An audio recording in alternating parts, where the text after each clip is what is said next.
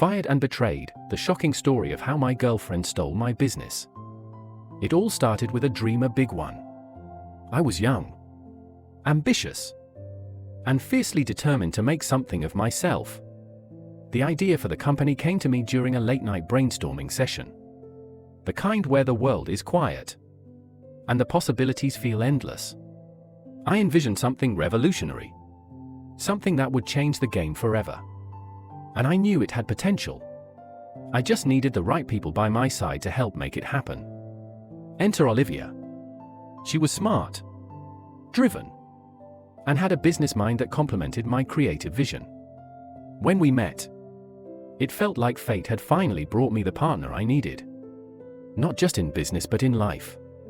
We clicked instantly, both professionally and personally. It wasn't long before we were dating. And as we built our relationship, we also built our company, a billion-dollar empire that was growing faster than I could have ever imagined. The early days were exhilarating. Olivia and I were inseparable, working long hours side by side.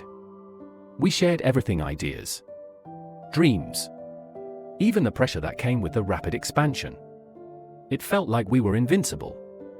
And for a while, we were. Our company skyrocketed in value, attracting investors, clients, and media attention. We became known as the dynamic duo, the power couple that was changing the face of the industry. But as the company grew, so did the pressure. The stress of running a billion-dollar business began to wear on me.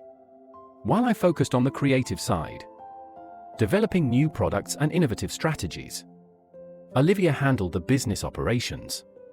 It was the perfect division of labor until it wasn't. Over time, I noticed subtle changes in Olivia. She became more secretive, less interested in collaborating with me, and more focused on the business side of things. At first, I chalked it up to the demands of the company. After all, running a business of this scale required sacrifices. But as the months passed, I couldn't shake the feeling that something was off. There were meetings she attended without me, deals she negotiated on her own, and decisions made without my input. I tried to brush it off, convincing myself that it was just the stress of the business getting to me. But the nagging feeling persisted, and I couldn't ignore it any longer. I should have confronted her, asked the tough questions. But I didn't. I trusted her blindly. After all, she was my partner, the woman I loved. Betrayal wasn't even on my radar. And then there was Mark, my cousin. We weren't particularly close growing up. But when Olivia suggested bringing him on board to help with the company's finances, I agreed. Mark was sharp with numbers, and Olivia vouched for him. It seemed like a logical move, one that would help lighten the load. At first, things seemed to be going well. Mark was efficient, organized, and he quickly became an integral part of the business. But I didn't realize then that Mark and Olivia were playing a game that I was completely unaware of. While I was focused on the creative side of the company, they were working behind the scenes to secure their own future, one that didn't include me. It all came crashing down on a day I'll never forget. I walked into the office, ready to present a new idea I had been working on for weeks. I was excited, feeling like we were on the verge of something groundbreaking once again. But when I arrived, the atmosphere was different. There was an unease in the air, a tension that I couldn't quite place. That's when I was called into a meeting with the board. Olivia and Mark were already there, seated at the table, their faces expressionless.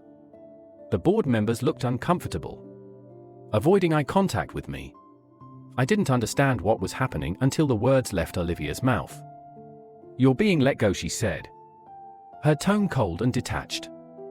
The shock hit me like a freight train. Fired? How could I be fired from my own company? The company I had built from the ground up with my blood, sweat, and tears? I demanded an explanation, but all I got were vague responses about business decisions and restructuring. Olivia avoided my gaze, while Mark sat there, calm and composed, as if this had been the plan all along. I wanted to fight back, to scream that they couldn't do this to me. But they could. And they did. Olivia and Mark had spent months working behind my back, securing control of the company. Legally, there was nothing I could do. I had trusted them too much, signed off on too many things without questioning them. And now, they held all the power. But the betrayal didn't stop there. As I stumbled out of that boardroom, dazed and reeling from the shock, I overheard a conversation that shattered what little was left of my world. Mark and Olivia were getting married. I couldn't believe it at first. It felt like some sick, twisted nightmare that I couldn't wake up from. But it was real. My girlfriend, no, my fiancée, had not only stolen our billion-dollar company, but she was also marrying my cousin. The day I was fired, they announced their engagement. The audacity of it all was almost too much to comprehend. As I left the building, the life I had worked so hard to build crumbled before my eyes. Everything was gone: my company, my relationship, my future. The people I had trusted most had betrayed me in the most vicious way possible. In the days that followed, I fell into a deep spiral of disbelief, anger, and grief. It was as if my entire identity had been ripped away from me. I spent countless hours replaying every moment in my head, trying to figure out where I had gone wrong, how I had missed the signs. The truth was, I had been blinded by trust in the wrong people. I thought about the early days when everything had seemed so perfect, when Olivia and I were partners in every sense of the word. I thought about the way she had looked at me when we first started dating, full of admiration and love. Had any of it been real? Or had it all been part of her plan? A calculated move to get what she wanted? The media ate it up. Of course. Headlines splashed across every major outlet: * billion-dollar betrayal, power couple splits. Company scandal ensues. * my name became synonymous with failure. The cautionary tale of what happens when you trust the wrong people. Olivia and Mark, on the other hand, were painted as the new power couple, the ones who had taken control of a billion-dollar empire and were now living the dream. But I wasn't going to let them win. Not completely. After the initial shock wore off, I realized that I still had one thing left: my mind. They might have taken the company, the wealth, and the reputation, but they couldn't take my ideas, my drive, or my ability to create. I had built that company from nothing once, and I knew I could do it again. I spent months in isolation, rebuilding myself from the ground up. I didn't want revenge. Not in the traditional sense. I wanted to prove to myself that I could rise above what they had done to me. I started small, working on new concepts, new ventures. It wasn't easy, nothing about starting over from scratch ever is. But I had learned from my mistakes. And this time, I wasn't going to trust anyone so easily. As I worked, I watched from afar as Olivia and Mark basked in their newfound success. They held lavish parties, attended exclusive events, and built a life that should have been mine. But I refused to let their betrayal define me. Every setback, every obstacle they had thrown in my path only fueled my determination to succeed again. Years passed, and slowly, I began to rebuild. I started a new company, smaller than the one I had lost, but built on a foundation of hard work and integrity. It wasn't long before investors started noticing.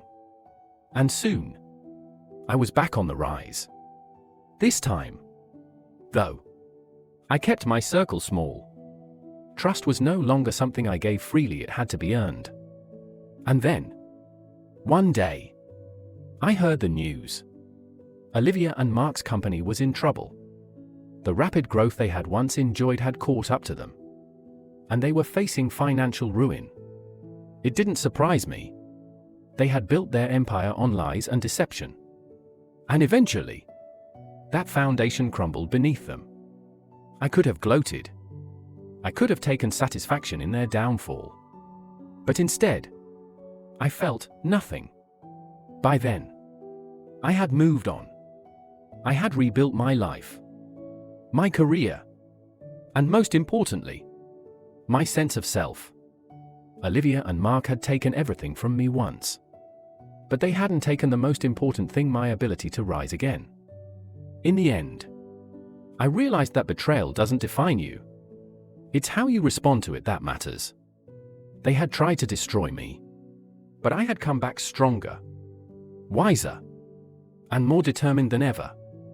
And as I stood in my new office, overlooking a company that I had built with my own 2 hands, I knew that I had won. Not because I had beaten them, but because I had found success on my own terms. Olivia and Mark were just a part of my past now, a lesson learned the hard way.